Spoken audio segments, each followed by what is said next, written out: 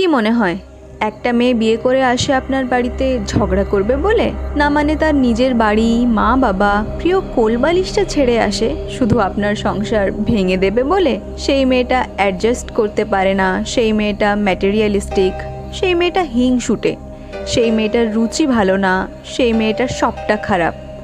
আসলে সেই মেয়েটার সাথে কেমনভাবে নিজেকে পেশ করছেন সেটা কি কখনো সেই মেয়েটার জায়গাতে বসিয়ে দেখেছেন? তার হয়ে বলার কেউ নেই বলে তাকে হাসির ছলে কত কথাই না বলা যেতে পারে। সে পাল্টা উত্তর দিলেই বা ব্যবহারটা ফিরিয়ে দিলেই সে খারাপ। আসলে কোনো মেয়েই অন্য বাড়িতে শুধু কাজ করবে, বাচ্চা মানুষ করবে বলে যায় না। সে তার নিজের পরিবার ছেড়ে আসে সেইখানেও একটা পরিবার পাবে এই ভেবে। শুধু পাল্টে যায় আচরণগুলো আঘাত পেতে পেতে, আর তখন থেকেই চারিদিকে বদনাম ছড়াতে শুরু করে।